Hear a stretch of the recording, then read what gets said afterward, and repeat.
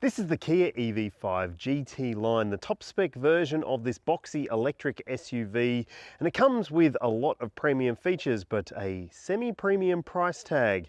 In this review, I'll tell you whether it's worth your money, the best alternatives to it, the charging stuff you need to know, and how much range you can expect to get from a battery charge. So let's get to it. Thanks for subscribing. Let's go.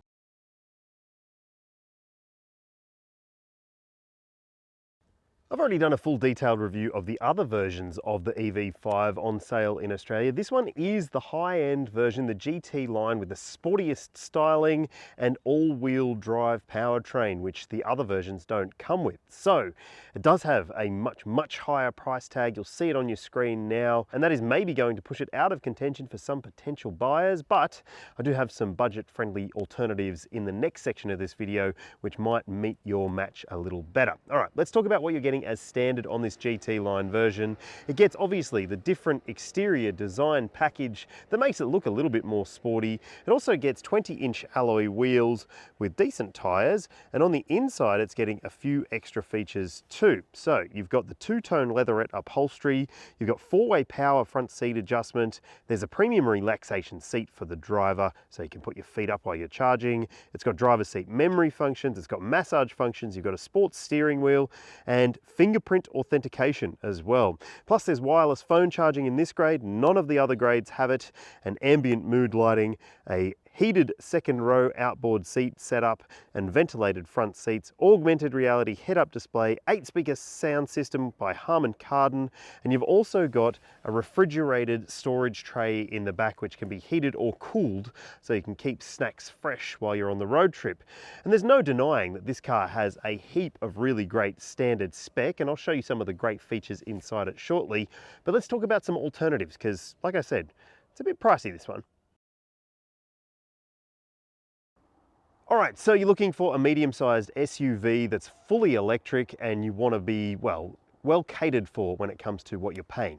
Have a look at the Tesla Model Y. I know that it might not be for everyone given the man behind the brand's stance on some things, but I do think that the Model Y is still one of the best electric all-rounders in the market. It's super duper practical. There's a few different versions available. It starts at a much lower price point than this high-grade version. And you're getting heaps and heaps of standard spec in all versions of the Model Y, and it has the access to the supercharger network, which makes it a lot easier to live with in a lot of situations if you are going for a road trip. So the Model Y could be a fantastic choice if you're willing to roll the dice on a Tesla right now.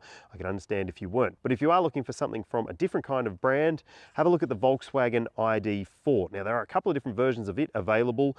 The base model Pro rear-wheel drive will probably suit everyone's needs, and it's a very likable and lovable drive experience, but there's also a dual motor all-wheel drive ID4 GTX, which might be worth considering if you do need all-wheel drive. And I think it could be a fantastic choice. It might be a little bit late to the party. It might be missing a few things like app connectivity, but it does have heaps of lovely driving character to it. And finally, if you are looking for something that looks prestige and has some premium elements on the inside, but you don't necessarily need all-wheel drive, although it is coming later on, the Xpeng G6 could be a good choice for you. It starts at a very attractive price point. There's two different versions available at the time I'm filming this, but there's an all-wheel drive dual motor version coming with more performance if that's what you're after. The G6 is a really nice thing to live with. It doesn't have annoying safety technology, and I like that about it because that's one thing I really don't like about this car. So, would it be G6? Would it be Model Y? Would it be ID4? Would it be something else? Have your say in the comments. I'd love to hear from you. If you choose the EV5 GT Line version, you're getting different styling. It's got a different front bumper, a different rear bumper, different wheels, and these are the wheels that I like most in the EV5 lineup. I think it looks bloody fantastic. One thing that might annoy you about this car is those pop-out door handles. They're a little bit hard to grip, especially if it's dewy outside. But let's talk about the dimensions of this vehicle. It's just over 4.6 meters long. It looks bigger than that. It looks huge, I would say, but it is a very boxy, practical shape. Long wheelbase, and it's not too tall, not too wide to be maneuverable in a mix of different driving situations. I think that looks really good. And the rear end design, as I said, it gets its own specific bumper, and I think it looks tidy. And actually, there's some really clever stuff in the boot. So let's have a look in there. Electric tailgate, of course. So let's see what this opens up to offer in here. And it might not look like a huge amount of space, but that is 500 litres plus when it comes to the cargo capacity. Now, there's some tricks in terms of the seats and stuff, which I'll show you in a sec. But let me also show you this little nifty section right here. So lift this up and you get yourself a bloody shelf, people. That's pretty nifty.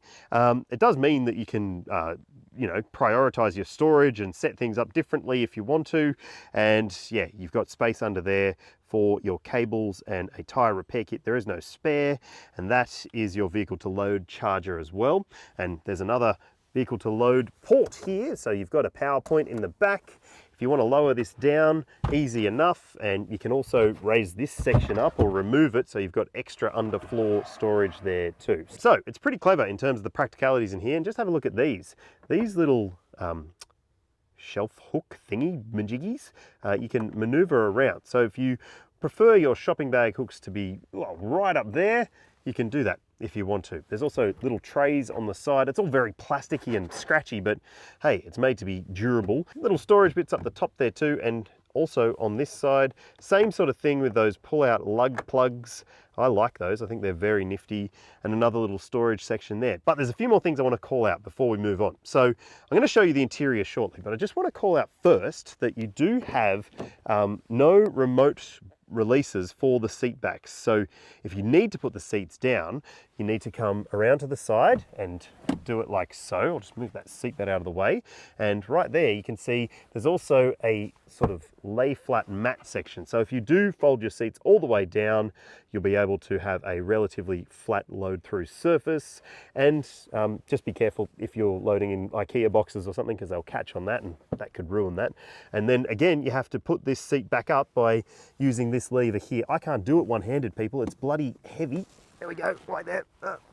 Yeah, I can do it, But let me just say, if you are a less muscular human, you might find that this is very, very heavy to come to terms with. So that could be a consideration. Now, I want to also show you that there is a frunk. So let's open the bonnet. And there you can see, you've got a good size frunk. In fact, the capacity is decent. You can put 25 kilos in that load area. I would keep my charging cables and my vehicle to load charger in there and free up a bit of boot space for more usable stuff. But hey, pretty practical. Let's check out the interior space and see what it's like. Okay people, I'm not going to go into heaps and heaps of detail of the interior of the GT line version of the EV5, but check out my full review of the other models if you want a bit more stuff to consider. But you do get a head-up display on this grade. It's got a speed sign warning system up there. You've got speed sign warning on the 12.3-inch driver info screen here too, and you can adjust the view on there with a couple of buttons on the steering wheel. It's not maybe the most amazing screen, but it's pretty good. And you've also got a drive mode controller on the steering wheel, which is a nice place to put it, and it does sort of change things a little bit in terms of the display, but not too much. And I do think that you will get used to the controls for the screen pretty easily. The controls on the steering wheel are simple. The other things that you need to know is that your start button is down there on that column mounted shifter. Yep, that's your power button. You've got forward for drive, backwards for reverse, park buttons on the end. You've got blinkers on the right side and also your lights and wipers on that side. You've got these regen paddles. So if you can see down there on the screen, if I tap the left button, I can put it into iPedal. If I want it to be more lenient, I tap the right button and it will reduce, and it should save that to each time you get back into the car as well. And that is pretty nifty, I'd say. Apple CarPlay, Android Auto, wirelessly available. Of course, it's a pretty decent screen. There's a bunch of connected services on offer here. You do have an app that you can connect up to the car with as well if you want to. And you can even look at things like the weather if you want to have a quick glance at what's going on. Look, not going to go into heaps and heaps of detail on the screen. There's sat nav if you want it as well. And you've got a display here for your temperature stuff. So the controls for the temperature are actually down there, and you'll see they do pop up on that screen and on that top right screen as well. So that's good to see. You can adjust the fan speed and where the air is going. You can see it displayed on the screen there.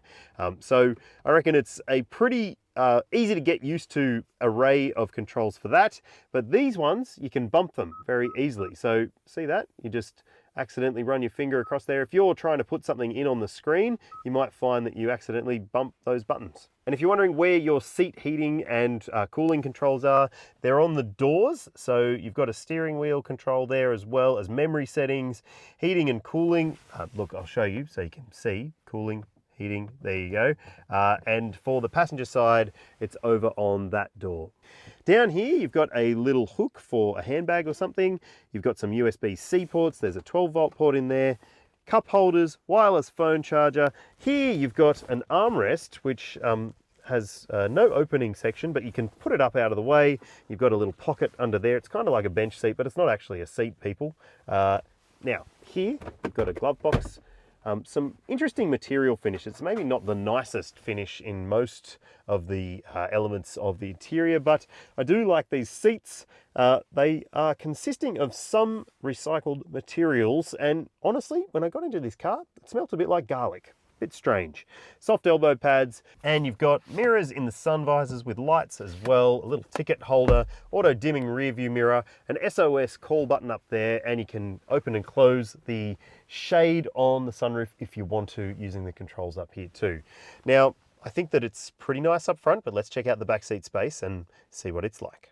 Okay, this is one of the big things about the EV5. It is big inside. So this seat's set for my driving position. I'm 6 foot tall. I got lots and lots of leg room, bit of a knees up position, but it's not too bad because you can stretch out because there's lots of space. Headroom is also really good for someone my size. So it should be able to fit you and your fam if you've got tall teens. You've got overhead grab handles, you've got lights in the back, and some other great amenities, including pillar mounted vents, because there are no vents down there. You get USB-C ports on the seat backs, on both, and on this particular seat back you get a flip down tray table, so you can put an iPad there, or you can put some pencils or whatever in there. Be good for your kiddo for the big trip.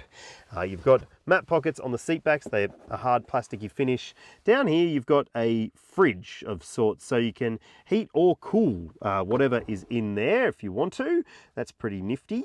Another nice road trip friendly addition, only in this grade. A flat floor. There's also, of course, ISOFIX points in the window seats and 3 top tethers. You got some cup holders in this drop down armrest. The seat trim's nice. The seat is comfy. You've got seat heating in the window seats as well. So look, for those in the back, it's a bloody primo experience, I've got to say. There's not actually that much to see under the bonnet apart from some storage, but there is a pretty powerful powertrain in this model. So it's the fastest version, the GT Line. It's a dual motor all-wheel drive vehicle, and it can do 0 to 100 in about 6 seconds. So it's the speediest one you could choose. The other versions are front wheel drive, and they aren't necessarily as engaging to drive, but this is the heaviest version of this vehicle as well. It's got a 574 kilo battery pack, and it weighs more than 2,200 kgs, which is a lot for a mid-sized SUV, but there's also a decent amount of power and torque. 230 kilowatts, 480 Newton meters, and let's talk about the battery pack in a little bit more detail. Right, so the battery pack is an 88.1 kilowatt hour LFP setup, not NMC, which is a bonus for those who prefer to fully charge as much as possible. And it does offer a decent amount of EV driving range. You'll see the claim on your screen now for the GT Line version, but that's not quite as good as the mid-spec long-range version, which also has this same battery pack, but has just front-wheel drive. So if you need lots of range, the mid-spec might be the better choice. But let's talk about your charging situation. So you've got AC and DC charging for this vehicle, as you would expect. There's a nice motorized opening setup there, and yep, AC at a maximum rate of 11 kilowatts, which is very, very good. You'll need three-phase power in order to get the sort of charging time that is possible with this vehicle. And then you've got DC charging as well. Of course, you'll see the maximum DC charging rate on your screen and how long it should take to get from 10 to 80% on a rapid charge. So look, I think that this is going to suit some people's needs, maybe not everyone's, but I do like the fact that you do get the big battery pack in this high grade. But if you don't want as much bling factor, we can always go for that mid-spec model. Rightio, so we'll go for a drive. First and foremost, you do get the surround view camera, you get the blind spot camera system, so you're getting a better tech package in this high grade version.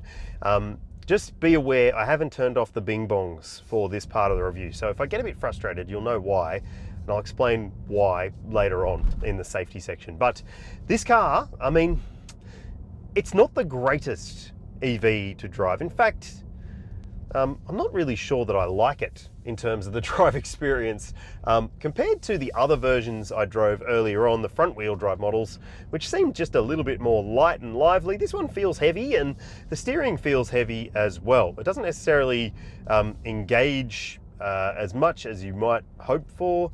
It's not a super fun drive experience, I would say, even though it does have that push you back in your seat urgency when you do accelerate. And you've got the pretty nifty regen braking to slow you down if you want to adjust it as well. You can put it in iPedal mode and it will come to a complete stop. Just show you like that, 0 k's an hour. It's maybe not as assertive as some other iPedals that I've driven in the past, or single pedal driving setups, but I do think that you get used to the way that it behaves pretty quickly. And also, like I said, you've got a good amount of urgency when it comes to the acceleration. It's more to do with the steering, the ride, and the handling that really just doesn't do it for me personally. I do think that the ride is maybe a little bit bumpy and lumpy feeling. Obviously, it does have 20-inch wheels with low-profile tires. It's a heavy vehicle with lots of I guess stiffening to the underbody of the car. So it's just not a thrilling car to drive, despite the fact that it is the GT line. It looks the sportiest of all the EV5s, but I don't think that it's necessarily as sporty as some other cars in the class that maybe even don't put themselves out as being sporty, like a Skoda Enyaq or a Volkswagen ID4, sorry, bing bong. They would probably entice me more because they have the purer drive experience, in my opinion. Then there's also things like the Cupra Tavascan, which is actually really good fun to drive, especially the rear wheel drive versions. But this one doesn't come with a rear wheel drive, so if you are after a really enjoyable EV drive experience, some of those alternatives I mentioned might be better suited.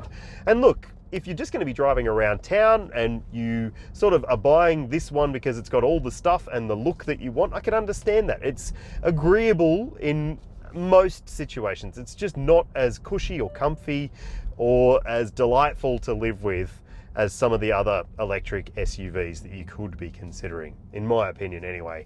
And that's what you're here for. You're here for my opinion, right? So I've given it to you. EV5 GT Line. It's not a super fun electric SUV. It is faster than some of the other EV5s, but by goodness, the safety technology intervention stuff really is frustrating. And that's what gets me about this car. It's a good car, let down by some technology that isn't as good as it could be.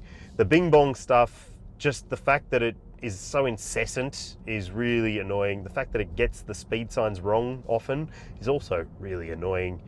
And of course, you do have multiple different drive modes. Like I said, the sport mode will actually really throw you back in your seat. It does make things a bit more lively.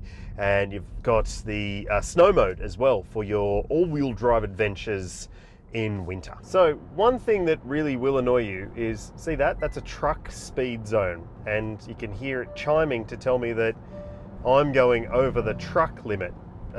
Those are pretty common around Australia. I am not driving over the truck limit. It's 60, it's a 90 zone, I'm driving 90. Again, It might not be applicable to everyone, but it's applicable to me, and it gives me the shits, so it might give you the shits too. So let's talk about efficiency then. And there's some more bad news. It's not the most efficient electric vehicle. And in fact, I've been impressed with the efficiency of some other Kia models in the past, but this one is not as good. You'll see the official energy consumption on your screen. And I mean, if you are going to be driving your car urban and put it into the pedal drive setup, so it's using as much regen as possible, as much as possible, then you might find that you'll see similar to that. If you do more highway driving or more spirited driving, you might see over that. Now, across my test, which has included the sort of stuff that you'll probably do, urban, highway, freeway, commuting, that sort of stuff, well, I haven't been that impressed with the efficiency figures that I've seen. And in fact, the calculated EV driving range has been a bit of a letdown in terms of what the car is expecting to see in terms of the full charge to empty status. So yeah, not as compelling as it probably looks from the outside is my overall take on this car. The Kia EV5 achieved the maximum 5-star ANCAP safety rating in 2024, so it's got all the tech and spec to achieve that kind of score, and that means, unfortunately, some annoying stuff. More annoying than in some other EVs in this class. In fact, significantly more annoying in this car than in some other cars in this class. So you've got a driver monitoring camera system. It's this little guy on top of the steering wheel. It's looking at your eyes and tells you if it thinks that you're distracted or tired. Gets it wrong pretty often, in my experience. And there's also a speed sign recognition and warning system. So every time it sees a new speed zone, it will flash a little symbol on the screen here, and also beep and bong to tell you that you've entered a new zone. Unfortunately, it can get it wrong very, very regularly. There's no shortcut button to mute it using the mute button on the steering wheel like in some other Hyundai and Kia products. So yeah, it's just not as good as it could be, and not as good as it should be, in my opinion. Now, there's plenty of other great safety tech on offer in this car, so let's talk about the good stuff. You've got autonomous emergency braking with pedestrian cyclist junction detection. There's also lane keeping assistance, which isn't too annoying, but you can turn it off quickly if you want to. There's blind spot monitoring, rear cross traffic alert with auto braking for that section as well. You've got a blind spot view monitor system, so little cameras that can show you your blind spots. There's a surround view camera system in this top spec version. Unfortunately, you don't get it in the lower grades. So the high grade version gets the best safety tech, but it still has some really annoying safety tech. When it comes to airbags, there's 7, dual front side, full length curtain, and a front center airbag to prevent head clashes in a side impact. In Australia, Kia offers a 7-year unlimited kilometre warranty for its models. If you choose an electric Kia, you get a 7-year 150,000k warranty for the battery pack, which is a bit shorter than some of the others out there, but still pretty competitive. The brand also offers a capped price servicing plan on offer for its EV5 models. Now, the service intervals are a little bit more regular than some other vehicles in this segment, 12 months and 15,000 Ks, but at least the service costs are pretty agreeable. You can pay as you go, or you can choose a prepaid service plan and roll that into your repayments. That might be a better way to not have to worry about budgeting for extra costs at a later date.